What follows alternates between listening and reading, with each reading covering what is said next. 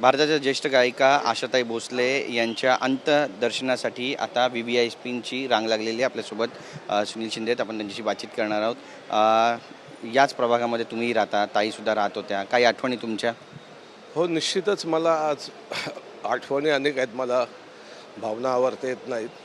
परंतु ताई या विभागात राहायला आल्यानंतर मला रश्मीताईंनी फोन केला होता की ताई इथे राहायला आलेले आहेत, त्यांची भेट घ्या आणि त्यांना काही मदत लागली तर. आम्ही त्यांच्या सतत संपर्कात होतो. त्यांना या विभागामध्ये त्यांचं लक्ष असायचं की या विभागातले रस्ते मोकळे असायला पाहिजे, फुटपाथ मोकळे असायला पाहिजे. या बिल्डिंगच्या इथं जाताना गेटच्या आसपास काही असता कामा नये. विभागामध्ये चांगलं पोल्युशन फ्री विभाग असायला पाहिजे. विभागातील काही जर गाण्याच्या संदर्भाने काही कोणाला सहकार्य पाहिजे असेल तेही मी करायला तयार आहे. अशा तऱ्हेचे अनेकदा त्यांनी मला निरोप दिलेले माझे फोटोही त्यांच्यासोबत तसे आहेत. आणि त्याच्यामुळे त्यांच्या जाण्याने निश्चितच या हिंदुस्थानाच्या या संगीत क्षेत्रातले एक मान्यवर व्यक्तिमत्व गेलं. ह्याचं सगळं दुःख हिंदुस्थानाला आहे. परंतु आज जगामध्ये ह्या दुःखाची झळ आम्हाला बघायला मिळते. या विभागातील एक रहिवासी, एक नागरिक किंवा विभागातील प्रतिनिधी म्हणून मला या गोष्टीचं निश्चित दुःख होते. आणि मला या संदर्भाने भावना आवरताना या ठिकाणी ताईंना मी या ठिकाणी भावपूर्ण श्रद्धांजली अर्पण करतो. एखादी अशी आठवण जी कायम तुमच्या स्मरणात राहील?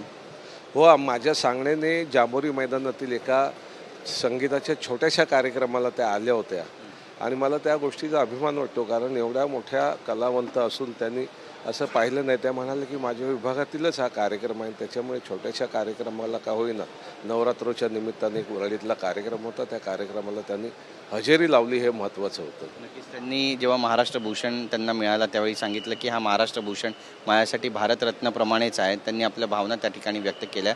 त्यामुळे किती मनाचा मोठेपणा आहे हा सगळा. निश्चितच त्या कलावंत जरी असल्या तरी देशाचा अभिमान, राज्याचा अभिमान हा त्यांच्या नसानसामध्ये भिनलेला होता.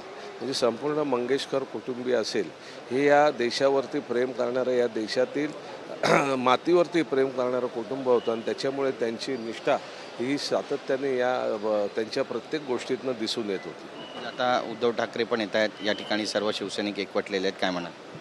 हो, आता उद्धव साहेब येत आहेत. कालपासून उद्धव साहेब मलाही सातत्याने संपर्क ठेवण्यात की इकडची सगळी व्यवस्था, या सगळ्या इकडच्या त्यांना काही अडचण येणार नाही ना, या सगळ्या गोष्टीने ते देखील सातत्याने कालपासून आमच्याशी चौकशी करतात. जवळपास 12,000हून जास्त गाणी, भावगीते असू द्या, भक्तिगीते असू द्या, 14,000पेक्षाही जास्त गाणी काल त्यांच्या कुटुंबियांशी आम्ही ज्यावेळेला बोलत होतो त्यावेळेला सांगितलं की 14,000पेक्षाही जास्त गाणी गाऊन त्यांना कुठलाही गर्व किंवा घमिंड नव्हती. सर्वसाधारण गृहिणीप्रमाणे ते आमच्या घरात वावरत होत्या आणि प्रत्येक गोष्टीची विचारपूस करून ग्रहसंसार किती महत्त्वाचा आहे हे सातत्याने त्यांना पटवून देत होते. नक्कीच. बॅनर्स लागलेत शिवसेनेच्या माध्यमातून श्रद्धांजलीचे, अभी न जाओ छोडकर की दिल अभी भरा नाही. त्यामुळे हे किती समर्पक आहे सगळं. ही प्रत्येक हिंदुस्थानवासियाची भावना आहे, ती तिथे आम्ही प्रतीत केलेली आहे. आजही प्रत्येक हिंदुस्थानवासियाला त्यांचं गाणं, त्यांचा आवाज हे एक जादू वाटते.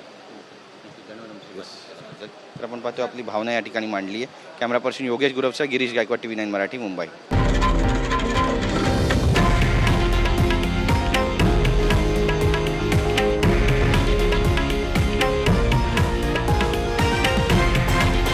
हे आहे देशातील नंबर 1 न्यूज नेटवर्क आणि आपण पाहत आहात TV9 मराठी, एकमेव.